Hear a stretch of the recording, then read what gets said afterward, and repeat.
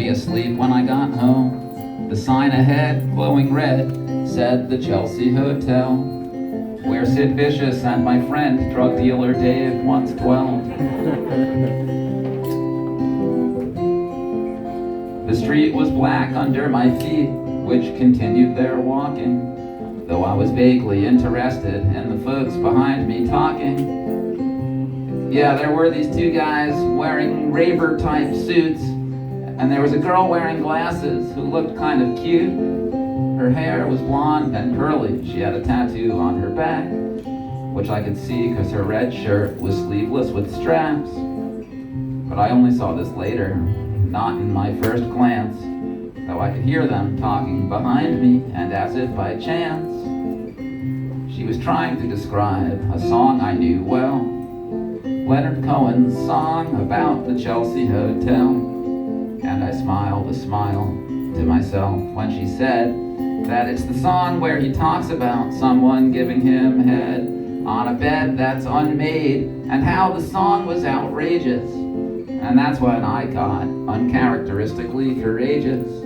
I could have left the three of them walking and just gone on home. But I turned and I faced her and I said, "Leonard Cohen?"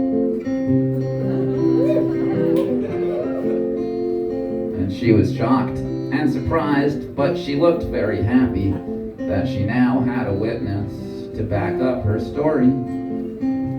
She looked at me with her spectacled eyes and said, "See, I told you," to the two other guys.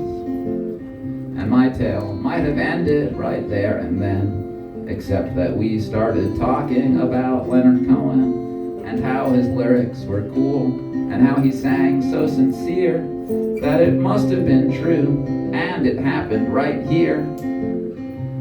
And though usually off the bat, women don't find me that great, there we were, laughing and strolling like we could really relate. And though we didn't mention the headline, it was alluded, and our conversation was better because her friends weren't included.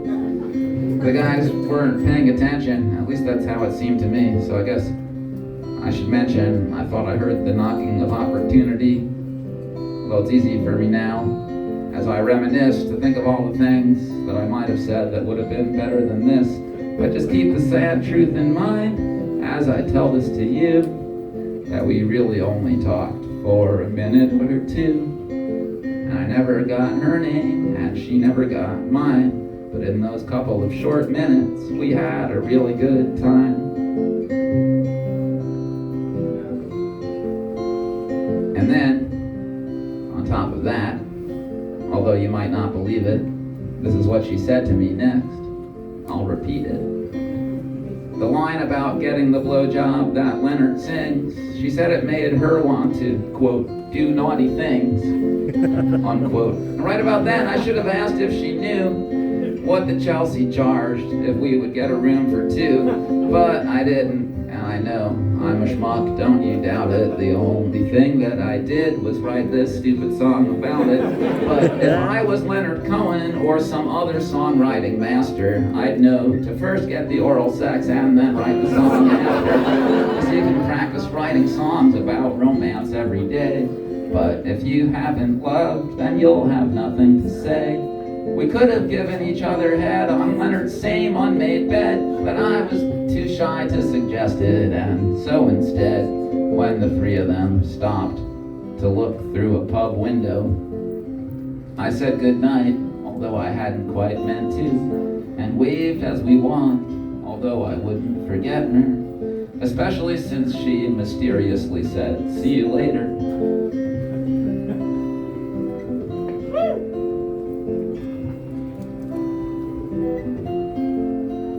So now every time I'm walking, I hope that we meet, and on purpose, I always go up 23rd Street, where the sign glowing red still says the Chelsea Hotel, where Sid Vicious and my friend drug dealer Dave once dwelled. Except that life doesn't work out the way it does in old songs. That's why we sing relatively new ones to say what really goes on. But if I could see her again, and we could pick up right where it had ended, maybe I'd play her this song, and maybe she wouldn't get too offended. But if you hang out there and listen to this one more minute, I'll I'll tell you why.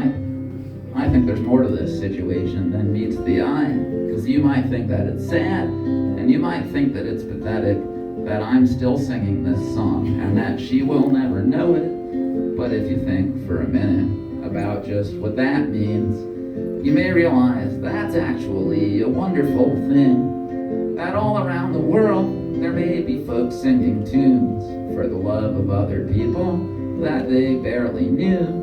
And it puts a smile on my face, yes it do. And let me tell you that you ought to be smiling too. Because the next time you're feeling kind of lonesome and blue, just think that someone somewhere might be singing about you.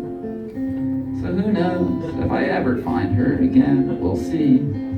This whole time she could have been singing about me. Probably not. But it could be.